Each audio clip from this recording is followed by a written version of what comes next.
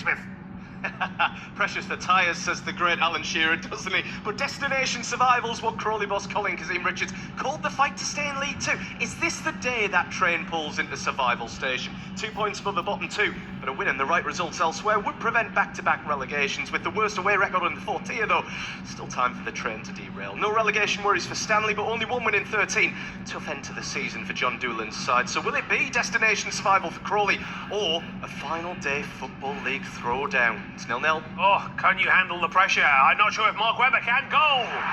It's Newport County 1, Oldham Athletic 0, and Christian Fuchs performed a miracle 10 years ago by getting Leicester to win the English Premier League. Another miracle's on the cards here. Bobby Camwer with a brilliant shot on the left. He's wellied it, top bins, and he's made it Newport 1, Oldham 0. Cardiff have taken the lead against Northampton Town. Ollie Tanner with a goal on 9 minutes. Right then, Aaron, I mean, it's all to play for at the bottom of League Two as well. So much drama. Yeah, so much drama, but that Newport goal is huge. That moves Newport outside of the playoff picture, outside of the relegation. They wish they were in the playoffs. I'm sure they do. Listen, Christian Fuchs came in and Newport looked dead and buried. Now, second to last game of the season, that now moves them just above the relegation zone, going into the final week. And you have to say, at the bottom, I think you can throw a blanket over, 4 or 5 teams of who can go down, but you need to make sure you're winning your games in Newport. Let's show you that table, because the goal hadn't gone through our video printer, so it's been updated now, so the league table is updated. I mean, look at that. That is a huge, huge goal for Newport County. It's absolutely massive.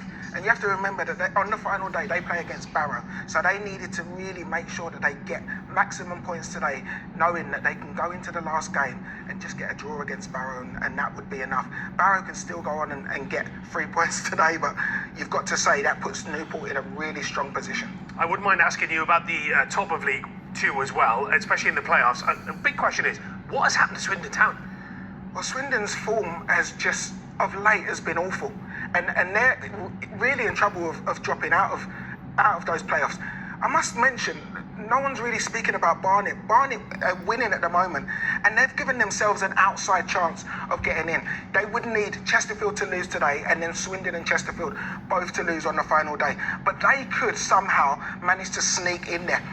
You've got to say Cambridge, probably the team that you'd fancy most to move out of there, but their defeat against Grimsby in their last game has really put their automatic chances in jeopardy. Well, it's a big game today for Cambridge United against Barrow. Right, another goal, this time in the Championship, and it's Queen's Park Rangers, Derby County, Freddie Humphrey Wakefield. Queen's Park Rangers 1, Derby County 0. Harvey Vale with his 7th goal contribution in his last 8 games. Quick flowing counter-attack.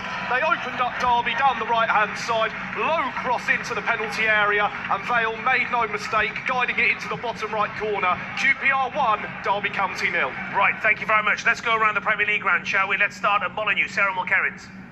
Goalless here between Wolves and Tottenham. Tottenham firmly on top, though, in the opening 10 or 12 minutes. They have been peppering the Wolves goal with opportunities. Kolo Muani had the best of the opportunities, latched onto a misplaced pass, drove down the right-hand side and then just pulled his shot wide of the near post. Matt Doherty just seconds ago as well pulled off a great clearing block front of goal. So the visitors are firmly ahead, but it is Wolves 0, Tottenham 0. Well, Aaron was just talking about Barnet's chances in League Two, and they've just conceded. Gillingham have equalised. Sullivan Booth with the goal on 30 minutes in League Two. Right, let's pop to the London Stadium. Any chances, Chris Wise? Well, Everton have just had an opportunity actually on the counter-attack. The ball broken up in midfield. Dewsbury Hall, McNeil flooding forward, working it between the two of them. It was clipped up towards the far post. Tiano Barry had his back to goal, so he almost had to try and navigate his body into a position to an attempt almost a bicycle kick to convert the finish, which he wasn't able to do. They've been the better team, Everton, in terms of having control of the play so far. The one moment West Ham have created, Crysencio Somerville, how good has he been recently? Running from deep, winning the free kick, and just delivery eventually headed over by Thomas Souček. Nice and open, obviously nerves filtering around this stadium. You'd expect that, wouldn't you, on a day like this? West Ham 0, Everton 0. Thank you, Chris. Massive goal at the Pirelli Stadium. Has the goalkeeper scored now, Benji? It's not the goalkeeper, but his teammate has. It's Burton Albion 0, Exeter City 1. The defending is shocking. It's a back pass that's not reached the destination. Ilmari Niskanen on the right-hand side. He's nipped in and put the ball past Bradley Collins, and the home fans now are pretty nervous. Exeter, of course, takes them out of the relegation zone and takes their fight to the final day. Burton Albion 0, Exeter City 1. Huge goal for Exeter. Port Vale have equalised against Plymouth Argyle. Just to remind you, Port Vale were relegated on Wednesday night.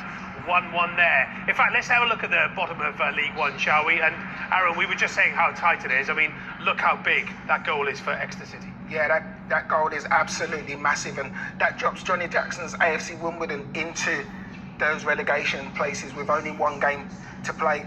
They can still get 3 points themselves, so all's not lost.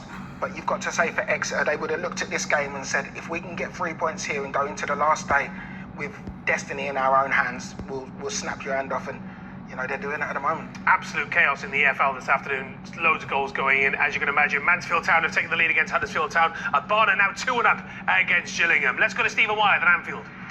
Right, it's Liverpool 0, Crystal Palace 0. A chance apiece so far. Salah's corner whipped in for Liverpool. Henderson dealing with it well under pressure from Virgil van Dijk right underneath the crossbar. As for Palace, Wharton's cross glanced over the crossbar off the head of Richards when that looked like a very presentable chance. We've also just seen a very well orchestrated protest from the Liverpool supporters holding up yellow cards in protest at proposed ticket price hikes here at Anfield. Liverpool 0, Crystal Palace 0. Thank you, Stephen. Right, let's do some Wolves Spurs analysis, shall we? Ash, how's it looking there?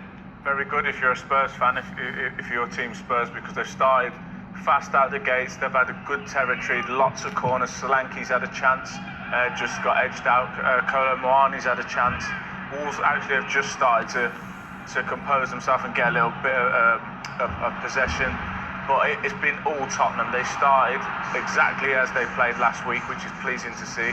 And if it continues like this, with the way they're taking the game to Wolves, I think they'll open the scoring today. So well done Tottenham. Roberto deserved it, because it was a big blow to not get the win last week. So to start like this again is impressive. They showed really good intensity in their play and intent. And I think looking at this game and looking at the West Ham, obviously, you know, there's a point or two between them. You can see there's no panic in this game. I've got to go to a penalty. Let's go to Ben Mundy.